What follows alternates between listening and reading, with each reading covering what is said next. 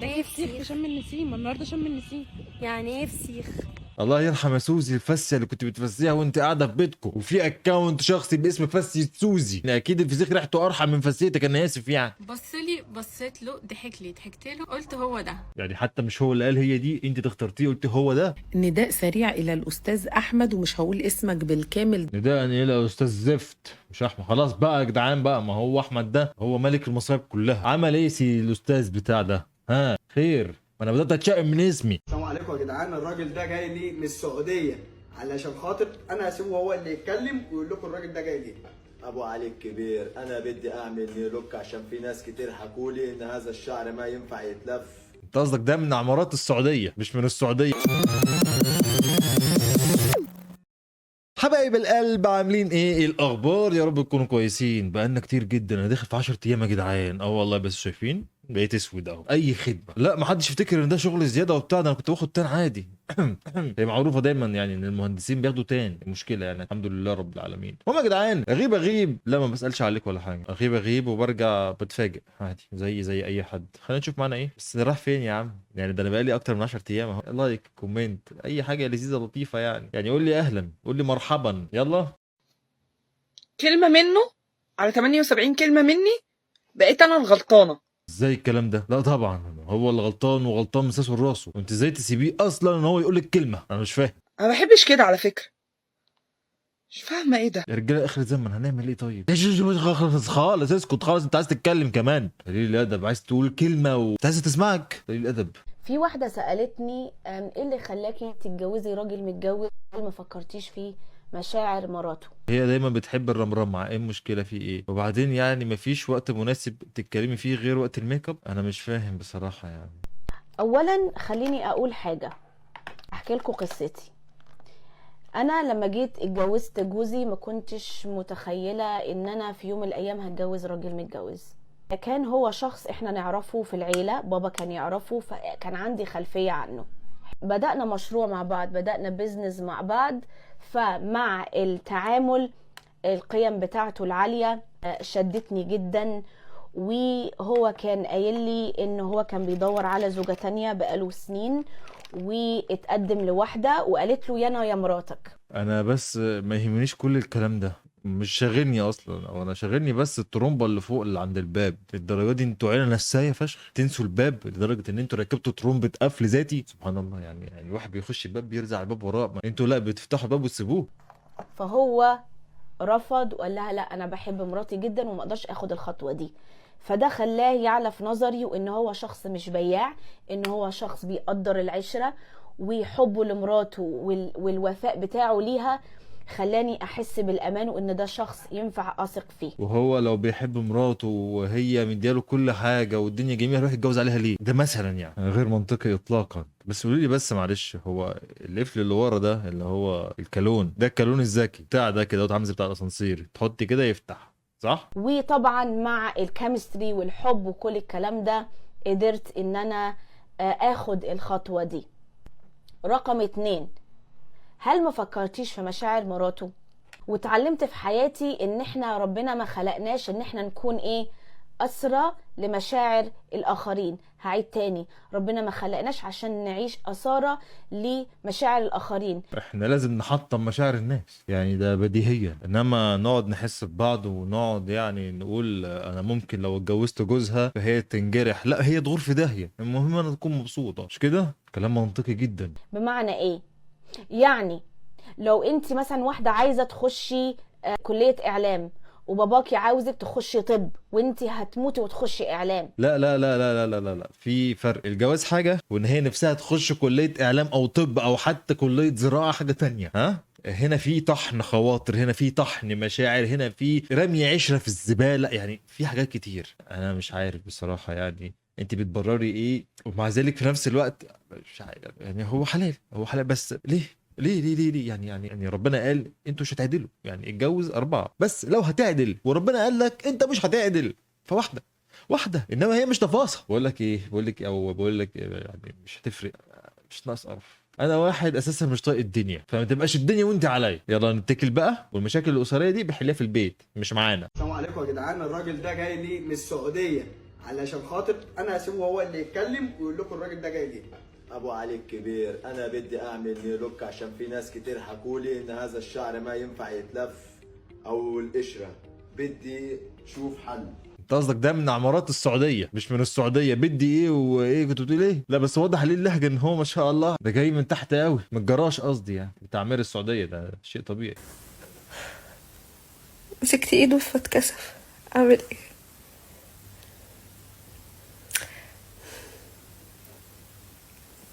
انهي ايد؟ هتفرق؟ هي اللي مسكت ايده مش هو اللي مسك ايديها. هو في ايه يا جدعان؟ يا جدعان في ايه يا جدعان؟ اليمين ولا الشمال؟ استغفر الله العظيم. ايه ده بقى؟ ايه دي؟ مش في إيه يا جدعان؟ ما تشيلونيش يا جدعان. يا جدعان انا جاي افرفش مش جاي اتنيل معاك.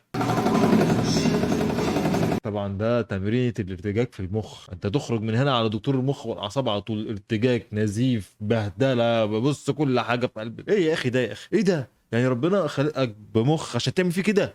سوزي هو انت بتاكلي فسيخ؟ وعد. واسمها ايه؟ وهات. بص يا سوزي مش لاقي عليكي بنت الناس، ضايقني. اسمعي من اخوكي، مش لاقي والله خالص. بتاكلي فسيخ شم النسيم، النهارده شم النسيم. يعني ايه فسيخ؟ الله يرحم يا سوزي الفاسيه اللي كنت بتفسيها وانت قاعده في بيتكم، وفي اكونت شخصي باسم فاسيه سوزي. اكيد الفسيخ ريحته ارحم من فسيتك، انا اسف يعني. فسيخ رنجة؟ اه. طب لما انت عارفه الفسيخ والرنجه بتقولي انه ليه؟ لا، انا اعرف ان فسيخ ياكل رنجة. لا فسيخ ياكل رنجه وسوزي تعمل فاسيه. ماكلش فسيخ رنجة انا. ازاي؟ انا مش فاهمه. بصل، فسيخ، رنجة، ريحة. هو انت مش من مصر؟ لا انا مش من مصر. انا من مطريه، ومطريه دوله وانا فرد منها. وبعدين انت مش شفتيش بابا؟ ده لارج جدا. بياخد على قفاه وبيسكت عادي. بابا تحفه. امال انت من ايه؟ انا خلصت ورقي وكل حاجة ده اكيد الورق السفر بتاع رخصة الكلاب دي عارفينها. هو لازم حد جاي من بره كندا وبتاع وكده عشان يجيب الكلب بتاعه بيطلع له باسبور.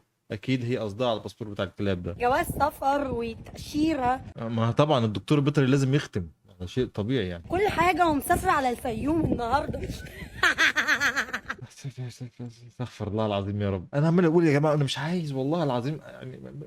اسكت يا لساني اخرس. معانا الأستاذة انجي المغربي، خبير التجميل انجي المغربي.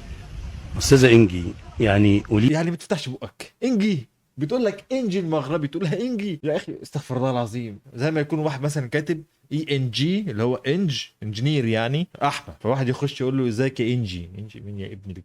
يا حلوف. عندي لكم خبر مش حلو ابدا. بيسو طار. استغفر الله العظيم يا رب. ده بيسو ده جوزك؟ هي دي اخرة يا جدعان اللي تسيب جوزها لاي واحده في الشارع. طار.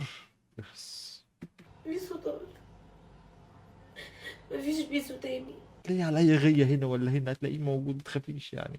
طالما كده هو تلاقيه بيحب الرمرمه. طب ليه ما اهتمتيش بيه؟ واحد بعت لي انبوكس بيسالني بيقول لي يا تامر، هو ليه البنات بتبقى مصره دايما وعايزه يكون ليها اصحاب ولاد، وليه دايما لما ترتبط بتطلب من الراجل ان هو يتقبل وجود ولاد تانيين في حياتها؟ عشان يبقى كوبري وعشان يبقى ستيبل، يعني يكون موجود تحت الحاجه. او حتى قبل الارتباط ليه بيكون ليها اولاد كتير في حياتها؟ بص عايز الراجل يعني خليني افهمكم القصه دي ليه. اولا احنا الرجاله علاقتنا ببعض لما بنتخانق مع بعض مثلا ولا حاجه، اخرنا كلمتين وشتيمه وانت ابن كذا وانت اصلك مش عارف عملت ايه بتاع، وهوبا الموضوع خلاص خلصت. ده حقيقي والله. وتلاقيهم كمان بيلعبوا بلاي ستيشن بعدها بربع ساعه نص ساعه بالكتير قوي. الخناقه يوم ما تتمعظم ممكن تقعد يا اخي 3-4 ساعات هي وخلاص. ونلعب جيم بلاي ستيشن وخلص الموضوع وتعدى. ولو احنا مش طايقين حد بنبان ان احنا مش طايقين حد وبنعامله ان احنا مش طايقينه. يعني الموضوع عندنا سيمبل ودايركت. طبعا وصراحه جدا كده على طول بيبان على وش الواحد انا مش طايقك، خلاص خلص الموضوع. والمفروض على الاساس ده البشر كلهم يتعاملوا يعني المفروض. وانا بقول البشر ما بقولش كائن الانثى عشان دي حاجه تانية. هم لا، هم ممكن تبقى واحده عامله ان هي صاحبتها ومش طايقاها وبتجيب منها ومش طايقه اسمها، بس بتضحك في وشها وعامله ان هي صاحبتها ومعاها كل يوم لمده سنين وبتنافقها.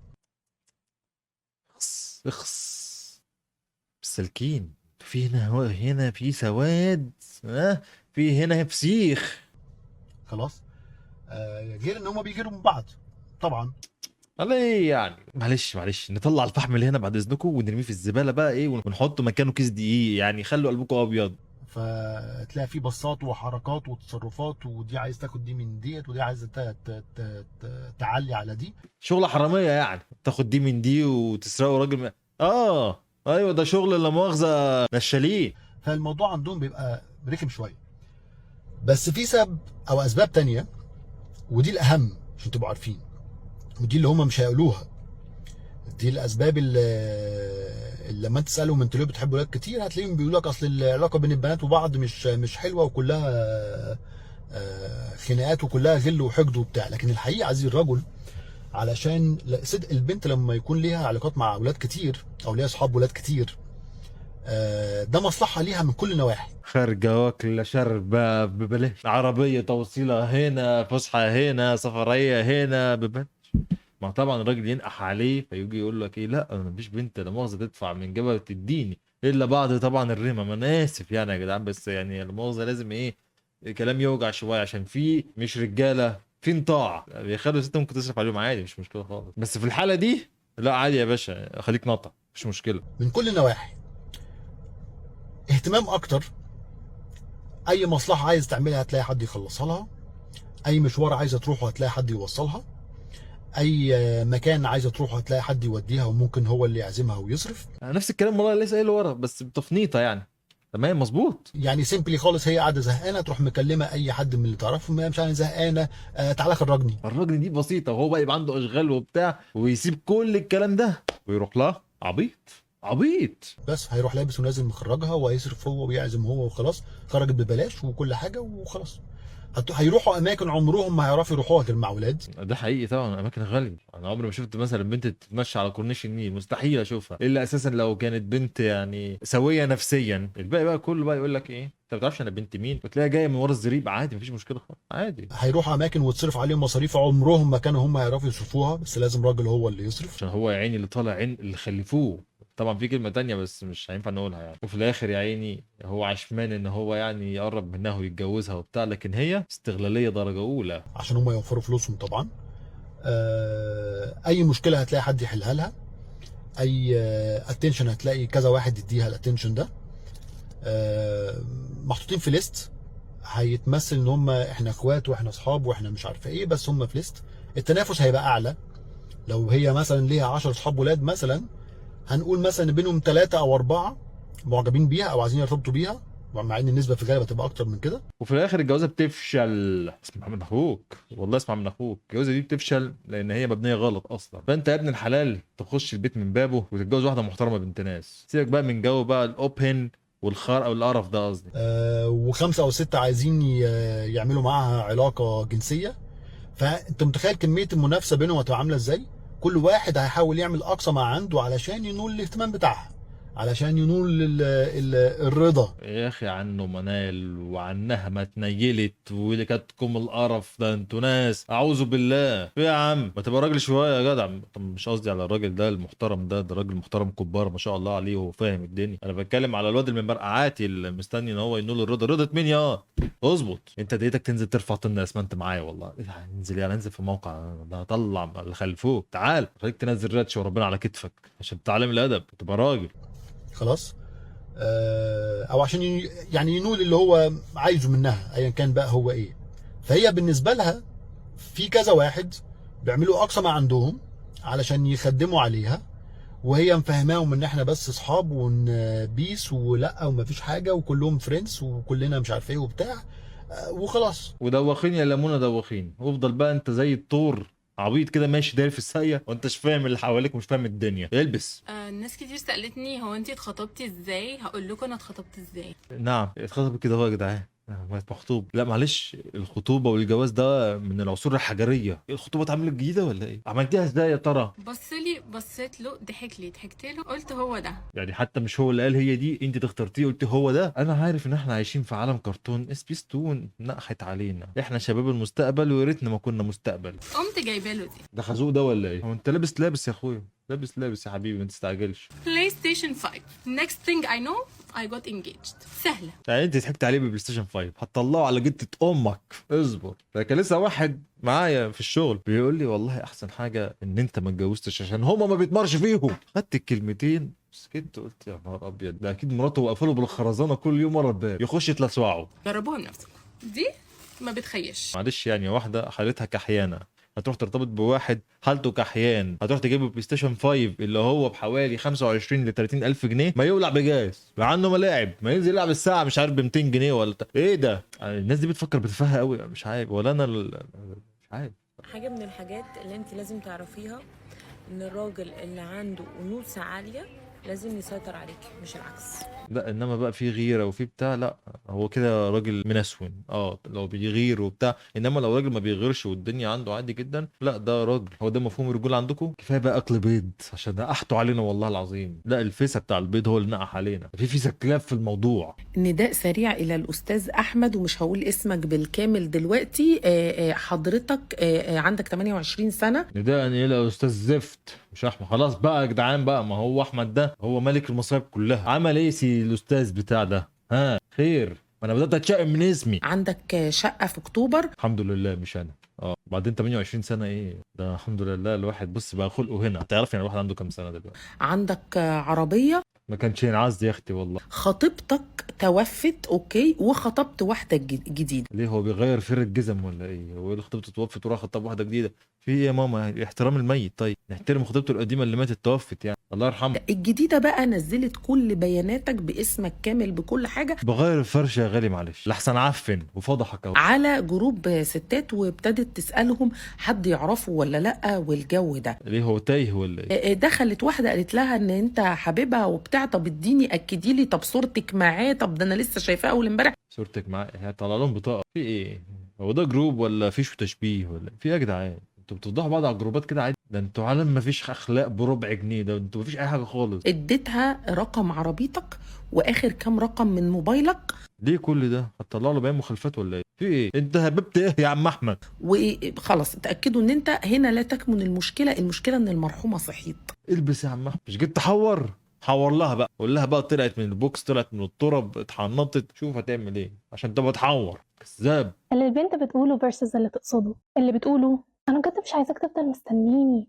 مش عايزاك تتعشم اننا ممكن نكون مع بعض. انا خايفه اجرحك. اللي تقصده انت هتاخد وقت طويل وانا حطاك على الرف. يمكن ما الاقيش اللي انا عايزاه واضطر اختارك او الاقي اللي انا عايزاه وساعتها عمرنا ما هنكون مع بعض. استغفر الله العظيم يا رب. والله يا جدعان مش بهزر. الواحد مثلا لما بيكون عنده نيه 10% ان هو ممكن ياخد خطوه. لما يتفرج على الفيديوهات اللي زي دي ممكن يرجع بالخطوه لسالب 200,011. يعني انتوا متخيلين كميه القرف؟ انا مش عارف يعني حاجه مقززه جدا. انتوا دماغكم دماغ مش شغاله. لا دي دماغ عايزه يعني فلاتر والله العظيم. مش كلكم طبعا مش كلكم. يلا نفسح شنطي في رحلتي. الشنطه الباجات. الله ودي جايبها من انهي فرنه بقى دي؟ ايه السندوتش ده؟ ودي بتحطي فيها ايه؟ انا اسف يعني. ان شاء الله شايله رغيف وهي ماشيه. جميل تحفه تحفه. الشنطه الشوكولا. تعملي ايه؟ هو تعملي ايه ده؟ دي هتشيل ايه دي؟ ده اخرها حتى مش 3 جنيه فك. يعني دي هتشيل ايه؟ انا مش افهم. يعني واخداها كده هتحطي حاجه في جيبك مثلا ودي واخداها سوفونير معاكي. الشنطه الكرواسون. شنطتك غريبه وانتي اغرب. ايه ده؟ انت جايه من انهي مخبز؟ عيب بقى احترموا عقلياتنا شويه. هي دي الفلوس اللي بتتصرف على حاجه؟ ده فلوس الراجل طبعا اللي بتتصرف على الكلام الفاضي اكيد. ما هو 100% اكيد حضرتك مش هتصرفي فلوسك على الحاجات الهبله دي. انا اسف يعني طبعا مع احترامي لحاجاتك اللي انت اكيد بتحبيها يعني. بس يعني هتجيبي لي جلطه وانا قاعد. طب ليه؟ والشنطه الفرنش فرايز. واو تحفه طبعا. فرنش فراي مش عارف يعني ما استغفر الله. انا اللي والله العظيم انا هجلس ضاع. انا دماغي لفت والله يا بنت اللذينه. الشنط الجامده دي انا مش عارف كامل ولا كملش ولا ايه. انا صدعت من العظمه. تحفه. والشنطه الوافلز. صبرنا يا رب. صبرنا يا رب. يا رب صبرنا على ما بلتنا يا رب. يا رب الحمد لله. اللهم الاعتراف. الحمد لله الحمد لله. قولوا لي رايكم في التعليقات.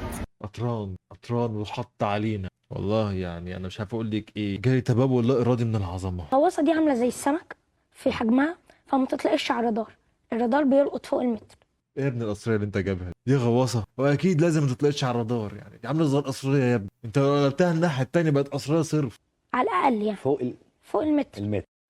لو حاجه، لو جسم، وبعدين شكلها زي ما حضرتك شايف منبعج وفي التواءات كتير. يعني انت اللي عملت شكلها ده مينا، ولا انت جبت حاجات شبه الشكل اللي لا انت انا عايزه؟ جايب حاجات شبه الشكل اللي انا عايزه. تعتبر ماكت. تمام. فيها التواءات كتير بحيث امواج الرادار بتبدا تنعكس، تيجي تصطدم بالغواصه وتنعكس تاني بشكل منتظم. هو في غواصه يا ابني مخرمه بالشكل ده يا ابني؟ ما هتخش لهم جوه يا حبيبي، يا حبيبي يعني روح خد لك نبذه على الغواصات، شوفها بتتصنع ازاي، يعني مش فاهم ماكيت نضيف. ايه اللي انت عامله ده يا حبيبي؟ ايه ده؟ دي لو نزلت في الميه هتغرق ومش هتطلع، لا متر ولا غير متر، دي الاسماك هتعملها بيوت ليها. لكن لما يكون شكلها دائري ومتعرج تنعكس في حته تاني بعيد قبل ما ترجع للرادار. حماده اتغطى كويس يا حبيب قلبي. يا جماعه يا جماعه، ده تاثير الكورن فليكس الحمضان. اكلوا عيالكم اكل نضيف بعد اذنكم، مش كده؟ ما هو بيطفح علينا احنا في الاخر. نحترم نفسنا شويه بعد اذنكم عشان احنا مش حمل الكلام ده وبس كده. احلى مسا عليكم واشوفكم الاسبوع الجاي ان شاء الله. سلام.